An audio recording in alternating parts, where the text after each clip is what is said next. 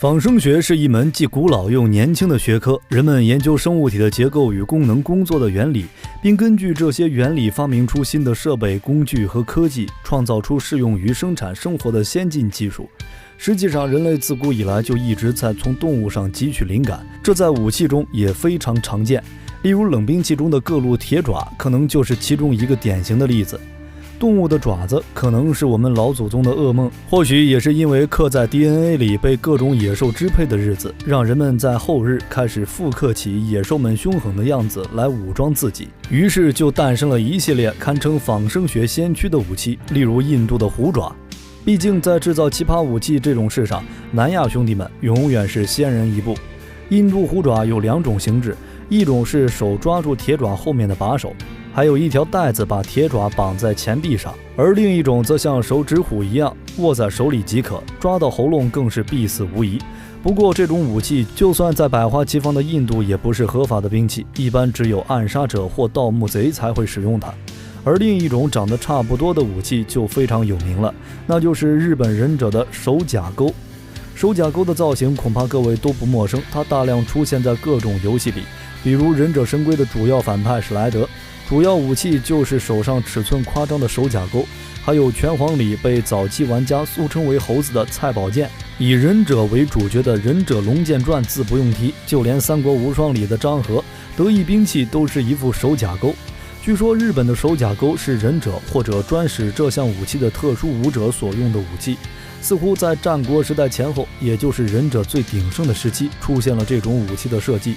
它的造型很简单，就是一个上面附带了4根钩爪的铁框，使用时直接戴在手上即可，可以对敌人进行刺激或者抓伤，就算不用做攻击，也可以在作战时保护忍者的双手，甚至可以拨开敌人的刀剑。但其实更多的时候，忍者使用这种武器的场合不是伤人，而是拿来翻越低矮的建筑或者树木。手甲钩还有另一种简化的版本，被称为猫手。猫手是直接安装在手指上的武器，因为形状像猫爪，所以被称为猫手。使用手法可能就很像武侠片里功夫高强的太监一样，用锋利的铁指甲去抓对方的脸、脖子、手臂或者手腕、脚踝。一般这种武器还会抹上毒药，但可惜的是，武器越怪死得越快。这种武器终究还是不如更加质朴的手里剑和忍刀好用，因此普及程度也并不广。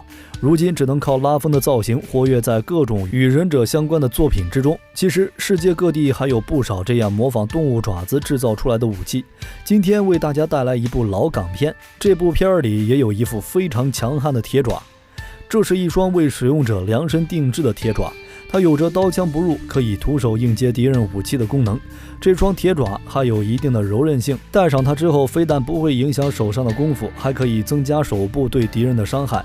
这么厉害的爪子，如果碰上江湖上最为凶险的武器袖里双刀和远近一体的3节棍的联手加工，结果会怎么样呢？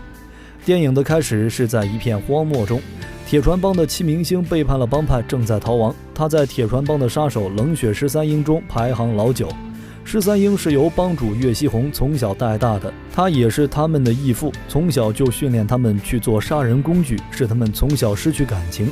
10年以来，诸多孩子只剩下了他们13个。那一天，岳西红将他们招到聚义堂商讨大事。他接到密报，中原32家镖局连保朝廷的一批货，带队的还是金枪陶德彪。这次召集13英一起出手拿下这批货。随后13英齐出，一番功夫下，又是夜袭又是缠斗的，他们还是劫到了这批货。但是老9戚明星却因为和陶德彪对拼而受伤并失踪。在一片林子中，他被江南4大名捕之一的鬼见愁王安所救，但他并不知道这家人的真实身份。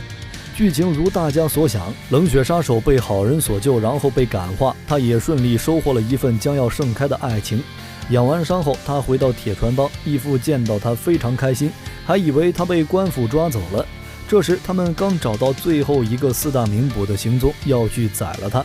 他们13英齐出，虽然戚明星百般阻拦，但王安挡不住这么多杀手。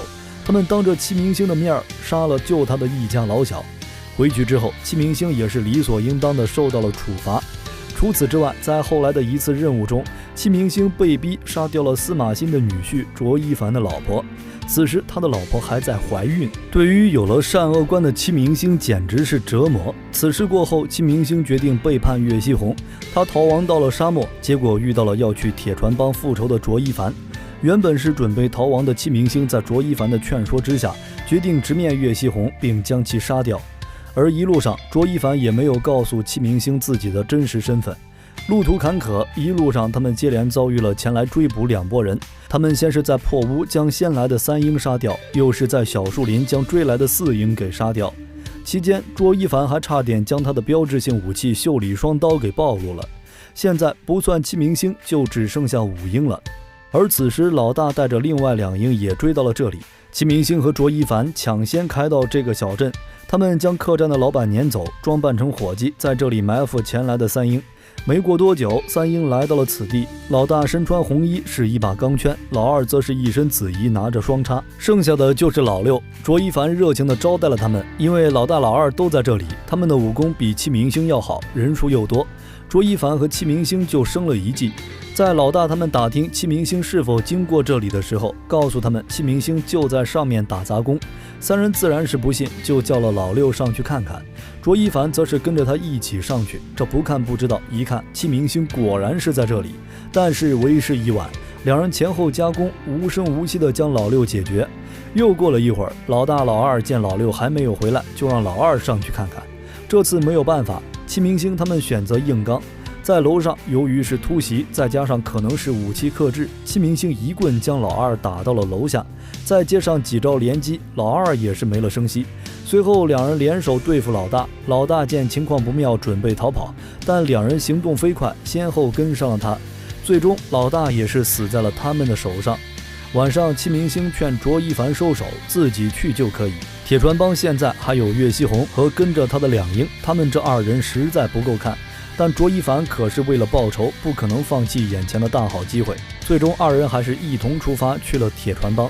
画面来到铁船帮，此时戚明星和卓一凡已经杀到，戚明星将其他几鹰的银牌扔给岳锡红，他们将几个杂兵解决，卓一凡也装备上了袖里双刀，岳锡红也是立马就将他认出，他就是袖里双刀，刀法无影卓一凡。